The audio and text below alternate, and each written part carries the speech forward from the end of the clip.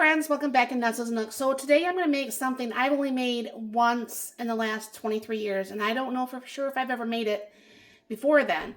The other day, I don't know what was the conversation between Mark and I, and he's like, wow, you know what I would really like is some rice pudding. I'm like, I do not like warmed raisins.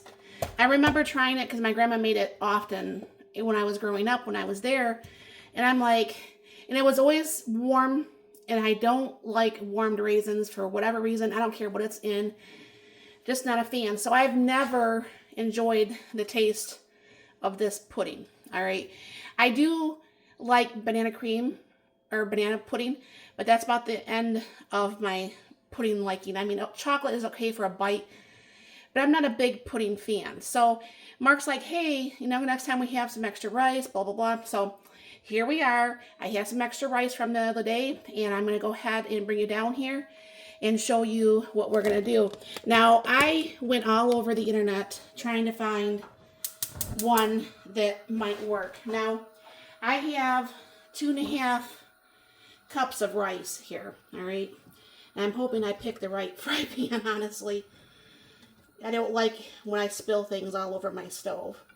So pretty much what I was seeing on the internet is whatever it is in rice is what you use in milk. So it's going to be like 2.5 cups of milk.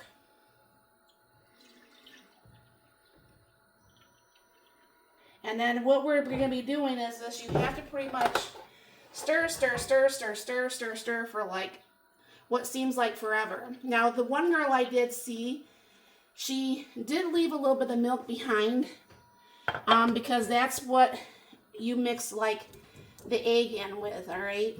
So I'm going to go ahead and get this cooked up. I'll bring you along each time it gets a little bit thicker. I don't think you want to see me stirring for 20 minutes because I think you guys got something better to do with your life. But this is what we'll do, and we'll be cooking this along, and I will bring you along for the ride, and hopefully Mark likes it. As you can see, it's getting a little bit thicker. I'm going to turn this down a little bit and just keep go ahead and stirring.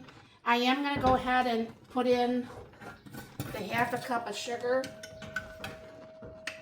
at this point and get that stirred in there.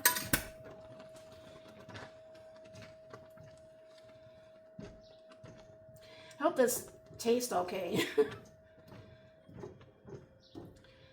I guess a lot of people said that this was like a big dessert back in the day when, you know, things were on a budget. You know, a lot of people would have this. So I'm going to go ahead and I'll keep stirring, and I'll be back.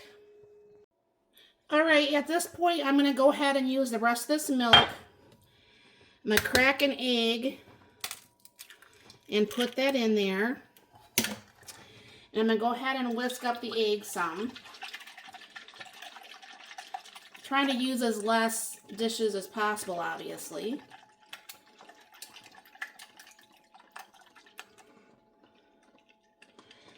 Now, I don't know for sure if my grandma ever did eggs in hers. I don't know. It's not like I ever stuck around to try to find out because this was not something I would eat. So you temper that egg a little bit, and I have this all the way on low. So this will cook for a few minutes more together. All right. Let me get that spoon out of there. And we'll go ahead and let this cook for a few minutes longer. I'm going to go ahead and add the raisins here and the cinnamon and the allspice. And then I'll be putting them in little containers here, and I'll show you that also. So go ahead and put in a good amount of some raisins. So each container can have, it's sticky, each container can have some. And go ahead and sprinkle in some cinnamon and some allspice.